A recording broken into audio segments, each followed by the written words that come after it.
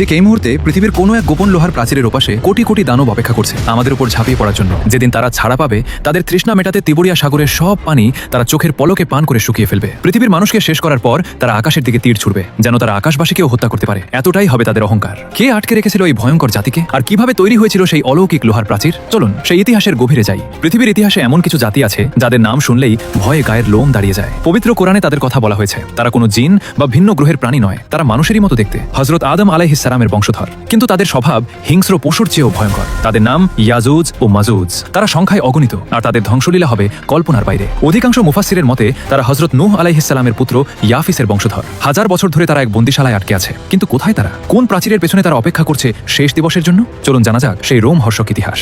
পবিত্র কোরআনের সূরা আল কাহফে আল্লাহ তাআলা এক মহান বাদশাহর কথা উল্লেখ করেছেন, যার নাম যুলকারনাইন। তিনি পৃথিবী ভ্রমণ করতেন ন্যায় বিচার প্রতিষ্ঠার জন্য। ঘুরতে ঘুরতে তিনি পৌঁছে গেলেন দুটি বিশাল পাহাড়ের মধ্যবর্তী এক দুর্গম স্থানে। সেখানকার মানুষ ছিল অত্যন্ত অসহায়। তারা যুলকারনাইনকে দেখে ছুটে এলো এবং এক ভয়াবহ বিপদের কথা জানালো। তারা বলল, হে যুলকারনাইন, এই পাহাড়ের ওপাশ থেকে ইয়াজুজ ও মাজুজ নামের দুটি জাতি আমাদের উপর আক্রমণ করে। তারা সবকিছু ধ্বংস করে দেয়, আমাদের ফসল, ঘরবাড়ি, এমনকি আমাদের প্রাণও তাদের হাতে নিরাপদ নয়। আপনি কি আমাদের জন্য তাদের মাঝে একটি প্রাচীর তৈরি করে দেবেন? তখন বাদশাহ যুলকারনাইন বললেন, তোমরা আমাকে কেবল শারীরিক শক্তি বা শ্রম দিয়ে সাহায্য করো, আমি তোমাদেরও তাদের মাঝে এক সুদৃঢ় প্রাচীর করে দেব। শুরু হলো এক মহাযজ্ঞ। যুলকারনাইন নির্দেশ দিলেন লোহার বড় বড় পাত নিয়ে আসার জন্য। দুই পাহাড়ের মাঝখানের ফাঁকা জায়গা তিনি লোহার টুকরো দিয়ে ভরাট করতে থাকলেন, যতক্ষণ না তা পাহাড়ের সমান উঁচু হলো। এরপর তিনি হুকুম দিলেন, আগুন জ্বালাও। বিশাল হাপড় দিয়ে সেই লোহার স্তূপে ফুঁ দেওয়া শুরু হলো। লোহা যখন আগুনের মতো লাল হয়ে গেল, তখন তিনি নির্দেশ দিলেন, এবার এর উপর গলিত তামা ঢেলে দাও। ইয়াজুজ ও মাজুজ আর সেই প্রাচীর টপকে আসতে পারল না, ভেদ করতেও সক্ষম হলো না। সেই জাতি আটকে গেল এক অন্ধকার জগতে। কিন্তু আজও এই মুহূর্তে সেই প্রাচীরের ওপাশে তারা জীবিত আছে। হাজার হাজার বছর ধরে তারা চেষ্টা করছে সেই দেয়াল ভাঙার। হাদিস শরীফে এসেছে, তারা প্রতিদিন সকাল থেকে সন্ধ্যা পর্যন্ত প্রাচীরটি খুঁড়তে খুঁড়তে যখন তারা দেয়ালের খুব কাছে চলে আসে, সূর্যের আলো দেখা যায়, তখন সন্ধ্যা হয়ে যায়। তাদের সর্দার বলে, আজ থাক, চলো ফিরে যাই, আগামীকাল এসে বাকিটা ভেঙে ফেলবো। কিন্তু তারা ইনশাআল্লাহ বলে না। আর আল্লাহর হুকুমে পরদিন সকালে এসে তারা দেখে প্রাচীরটি আবার আগের মতো মোটা ও শক্ত হয়ে গেছে।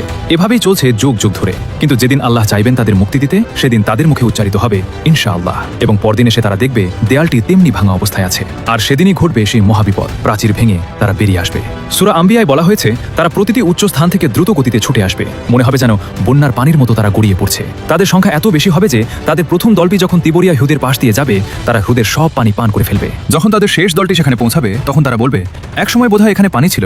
হ্রদটি সম্পূর্ণ শুকিয়ে মরুভূমি হয়ে যাবে। তারা পৃথিবীর সম্পদ দ্রুত শেষ করে ফেলবে। খাবার, ফসল আর পশু পাখি কমে যাবে। মানুষ তখন ভয় ও অনিশ্চয়তার মধ্যে পড়ে যাবে। এই সময় পৃথিবীতে থাকবেন হযরত ঈসা আলাইহিস সালাম। তিনি দাজ্জালকে হত্যা করার পরপরই এই ফিতনা শুরু হবে। আল্লাহর নির্দেশে হযরত ঈসা আলাইহিস সালাম মুমিনদের নিয়ে তুর পাহাড়ে আশ্রয় নেবেন, কারণ ইয়াজুজ মাজুজের সাথে যুদ্ধ করার শক্তি তখন কারো থাকবে না। ইয়াজুজ মাজুজ তখন অহংকারে ভরে আকাশের দিকে তীর ছুড়বে এবং বলবে, আমরা পৃথিবীর সবকিছু জয় করেছি, এবার আকাশের দিকেও আমাদের শক্তি দেখাবো। দূর পাহাড়ে অবরুদ্ধ মুমিনরা তীব্র খাদ্য সংকটে পড়বে। একটি গরুর মাথা তখন তাদের কাছে 100 স্বর্ণমুদ্রার চেয়েও বেশি মূল্যবান হবে। নিরুপায় হয়ে হযরত ঈসা আলাইহিস সালাম ও তার সঙ্গীরা আল্লাহর কাছে কায়মন বাক্যে দোয়া করবেন।